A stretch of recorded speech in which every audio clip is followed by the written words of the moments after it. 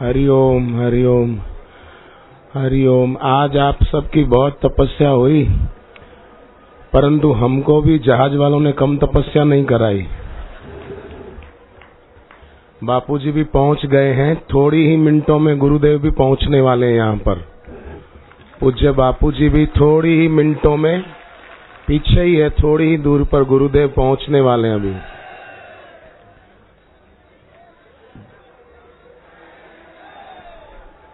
आज उत्तरायण पर्व है। अहमदाबाद के आश्रम में भी शिविर चल रहा था, बहुत भीड़ थी वहां भी साधकों की।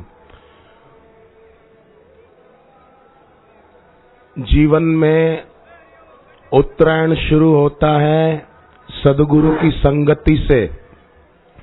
आप लोगों ने आज दिन भर तपस्या की, ये क्या है? ये जीवन में उत्तरायण होना है, ऐसा उत्तरायण जिसके जीवन में हो जाता है।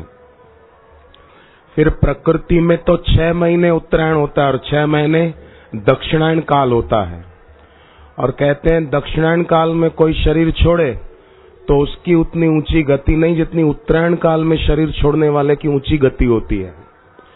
जैसे भीष्म पितामह को तीर तो बहुत दिन पहले लग गए थे, पर उत्तरायण काल का इंतजार किया कि आज का दिन आए ताकि मैं शरीर छोड़ के जाऊं। उत्तरायण काल में शरीर छोड़ के जाता है तो ऊंची गति होती है। अब भीष्म पितामह कोई साधारण आदमी तो थे नहीं कि दक्षिणायन काल में शरीर छोड़ते तो उनकी दुर्गति हो जाती, पर उनको था कि मुझे तो देवलोक जाना है और वहां अभी रात है। उत्तरायण का दिन आएगा तो देवताओं की प्रभात होगी, तो देवलोक का द्वार खुलेगा, फिर मैं शरीर छोड़ के जाऊंगा। इसलिए भीष्म पितामह ने आज का दिन चुना था यहां से दुनिया से विदा लेने के लिए। परंतु जो सत्संग सुनते हैं, भक्ति करते हैं, जप तप और सेवा स्वाध्याय करते हैं, उनके तो जीवन में सदा उत्तरायण रहता है, हमेशा उत्तरायण रहता है। क्यों, कैसे उत्तरायण रहता है? भगवत गीता के 8वें अध्याय के 24वें श्लोक में भगवान ने कहा, अग्नि ज्योति रह शुक्ल क्षण मासा उत्तरायणम तत्र प्रयाता गच्छन्ति ब्रह्म ब्रह्म विदो जना। अग्नि, इस मार्ग में क्या है? अग्नि है। अग्नि मतलब कि अग्नि जलाओ तो आग ऊपर को उठती है। अग्नि को धरती का गुरुत्वाकर्षण खींच नहीं सकता है, वस्तु को खींचेगा, अग्नि को गुरुत्वाकर्षण शक्ति नहीं खींचेगी। तो साधक कैसा हो कि साधक में गुरु भक्ति की, ज्ञान की ऐसी अग्नि प्रज्वलित हो कि उसको धरती की कशिश खींचने न पाए, उसकी इंद्रियां अविषय हो जाए, कोई भी इंद्रियां उसके विषय में जाए नहीं। आंख रूप में न जाए, कान संगीत में न जाए, नाक सुगंध में न जाए, जीभ स्वाद में न जाए, त्वचा स्पर्श में न जाए। ये उत्तरायण हो गया।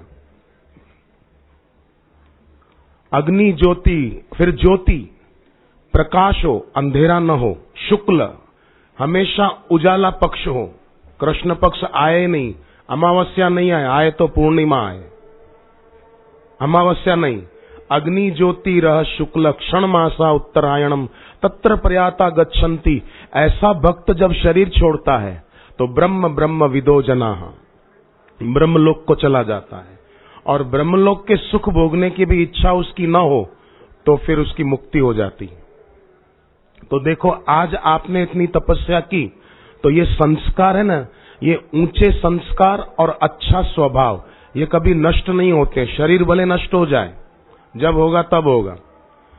मीडिया वाले बोलते थे 21 दिसंबर 2012 को प्रलय हो जाएगी। मैंने कहा 2013 में कुंभ होगा, प्रलय का की हो जाएगी। कुंभ में बैठे हैं, और उसके बाद नासिक का कुंभ भी होगा, वो भी देखेंगे, और उज्जैन का कुंभ होगा, वो भी देखेंगे। कोई जाने वाले नहीं। हरिओम तत्सत, बाकी सब गपसप। ये तो बोलते रहते हैं कुछ भी। जिनका उद्देश्य भगवान नहीं है वो कुछ भी बोलते रहते हैं। पर धन्यवाद तो है विश्व हिंदू परिषद के संरक्षक माननीय अशोक सिंघल जी को। मैं तो भगवान से दिल से प्रार्थना करता हूं इस कुंभ में कि भगवान उनकी आयु खूब खूब लंबी करे, इतनी लंबी आयु करे कि उनके द्वारा सेवा के कार्य हमेशा होते आए हैं और आगे भी होते रहेंगे। विश्व हिंदू परिषद के अशोक सिंघल जी के जितने गुण गाए जाएं उतने कम हैं। साधु के कपड़े नहीं है, पर उनके दिल में साधुता ही कूट कूट के भरी हुई है। हृदय में साधुता ही है।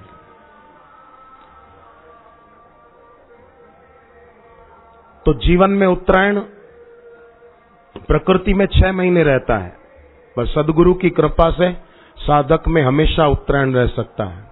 और ये उसके लक्षण है कि इतनी तपस्या करते हुए घंटों भर बैठे रहे। गुरु कीन कृपा भव त्रास गई, मिट भूख गई, छूट प्यास गई, नहीं काम रहा नहीं कर्म, तो भी सौदा सस्ता है।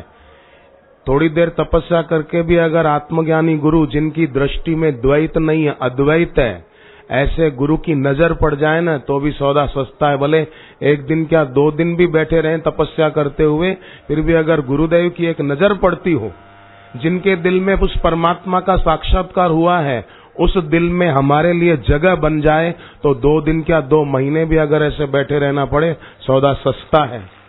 और मैं मानता हूं आप जैसे प्यारे सत्संगी भाई बहनों को गुरुदेव से आशीर्वाद मांगना नहीं पड़ेगा। आप जैसों के लिए तो गुरुदेव के दिल से आशीर्वाद निकल जाएगा और हमारे जीवन में उत्तरायण हमेशा बना रहेगा। और ये प्रयागराज तीर्थ भूमि है, तीर्थों में राजा प्रयागराज। तुलसीकृत रामचरितमानस में आया, को कही सकहीं प्रयाग प्रभाव, कलुष पुंज कुंजर मृगराव। इस प्रयाग का प्रभाव कौन वर्णन कर सकता है। और तुलसीदास जी ने रामचरितमानस में आत्मज्ञानी संत को भी मुद मंगलमय संत समाज, जो जग जंगम तीर्थराज, उनको भी तीर्थराज का। तो तीर्थराज में जैसे 3 नदियों का संगम है, गंगा जी का, यमुना जी और सरस्वती जी। तो गंगा जी दिखाई देती है, दर्शन देती है, यमुना जी दर्शन देती है, पर सरस्वती गुप्त है। तो आत्मज्ञानी गुरु में भी भक्ति की गंगा, निष्काम कर्म की यमुना और ब्रह्म विद्या की गुप्त सरस्वती का सुभग समन्वय आत्मज्ञानी गुरु में होता है। इसलिए सदगुरु भी चलते फिरते तीर्थराज, गोस्वामी तुलसीदास रामचरितमानस में कहते हैं। तो प्रयाग में स्नान करना, प्रयाग के कुंभ में बैठकर सत्संग सुनना, मौन रखकर जप करना, ये जीवन में उत्तरायण लाना और अपना ये लोक और परलोक संवरना। दीक्षा मिल गई गुरु से और साधक जप करते हैं, तो शरीर जब छूटेगा तब छूटेगा, उसके बाद की यात्रा तो अभी से हमने बढ़िया कर ली। जैसे रिजर्वेशन करा लेते हैं ना, तो यात्रा बढ़िया रहती है, टिकट बुक होती है तो ट्रेन में दिक्कत नहीं आती। ऐसे ही दीक्षा ले ली, मानो शरीर छूटने के बाद की टिकट तो अपनी बुक बढ़िया हो गई, रिजर्वेशन बढ़िया, कोई चिंता नहीं। उत्तरायण शुरू हो गया तो फिर किस बात की चिंता। फिकर करे सो बावरे, जिक्र करे सो साध, उठ फरीदा जिक्र कर तेरी फिक्र करेगा आप। एक आदमी ने नोकिया का मोबाइल फोन खरीदा, सबसे बड़ी स्क्रीन वाला। दोस्त ने कहा तेरी कोई फैक्ट्री नहीं चलती, इतना बड़ी स्क्रीन वाला फोन क्यों खरीदा। तो बोले मैं देखना चाहता हूं नोकिया का फोन जब ऑन करते हैं तो 2 व्यक्ति जो हाथ मिलाते हैं ये कौन है, देखना चाहता हूं। अब तू कितनी बड़ी स्क्रीन वाला खरीद, तुझे दिखेंगे नहीं ये कौन है, जो है ही नहीं वो क्या दिखेगा। तो शरीर और संसार था नहीं, है नहीं, रह सकता नहीं, पर गुरुदेव हमें उसका अनुभव कराते हैं जो पहले भी थे, अभी भी हैं और बाद में भी रहेंगे।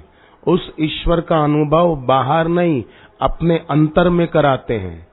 गुरु की दृष्टि में द्वैत नहीं है, अद्वैत है।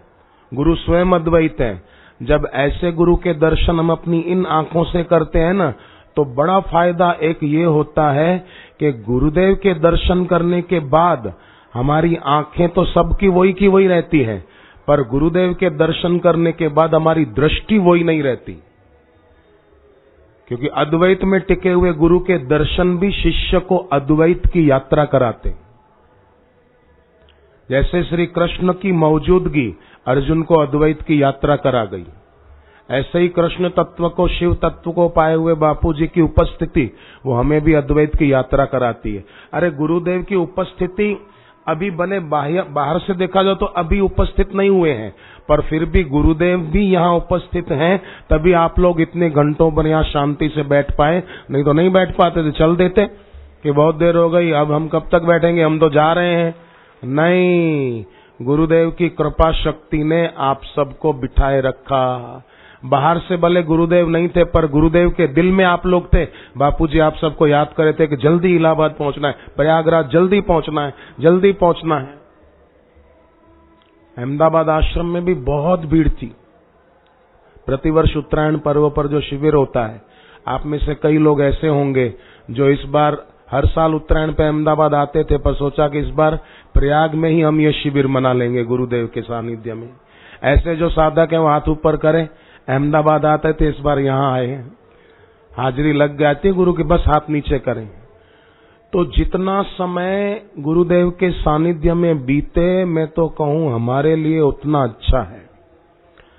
कृष्ण भगवान की उपस्थिति में अर्जुन की जो ऊंची यात्रा हुई, वो आज भगवत गीता पढ़ने वालों की नहीं हो सकती। तो गुरुओं की मौजूदगी बड़ा काम करती है। तो भगवान की कितनी सुंदर व्यवस्था है। ये कुंभ में हम लोग आते हैं तो एक अमृत तो सागर का मंथन करने से देवों दैत्यों के द्वारा मंथन हुआ, भगवान धन्वंतरी अमृत का कुंभ लेकर प्रकट हुए। उस अमृत को पीने के बाद तो संघर्ष हुआ था, युद्ध हुआ था, परंतु ये अमृत ऐसा है कि संघर्ष न हो, हर्ष अमहर्ष और संघर्ष से मुक्ति दिलाए। तो इस पवित्र तीर्थ भूमि में, परम पवित्र तीर्थ भूमि में बैठकर तपस्या करना, शारीरिक तप आपने किया, वाचिक तप कर रहे हैं, कोई बातें नहीं कर रहे, मौन रखकर बैठे हैं, और मानसिक तप भी हो रहा है। शारीरिक, वाचिक और मानसिक तप गुरु के सानिध्य में तीर्थ भूमि में करने से कोई उपलब्धि इस भक्त के लिए अलभ्य नहीं रहती। मुंबई में एक आदमी ने कहा, मैं 2500 रुपया महीने की नौकरी करता था, उन दिनों दीक्षा ली थी, और अब मेरी खुद की 6 दुकानें मुंबई में। बढ़ता जा रहा है, पर अब मैं बाहर कारोबार बढ़ाना नहीं चाहता हूं, मैं अपनी आध्यात्मिक उन्नति ज्यादा करना चाहता हूं, और वो गुरुदेव के सत्संग से होती है। सुखदेव जी के सत्संग से परीक्षित राजा को लाभ हुआ, कृष्ण भगवान के सत्संग से अर्जुन जी को लाभ हुआ, और पूज्य बापू जी के सत्संग से हम सब साधकों भक्तों को लाभ होता है। और अब गुरुदेव पधार रहे हैं, गुरुदेव के पावन दर्शन और आशीर्वचन का लाभ हमको मिलेगा।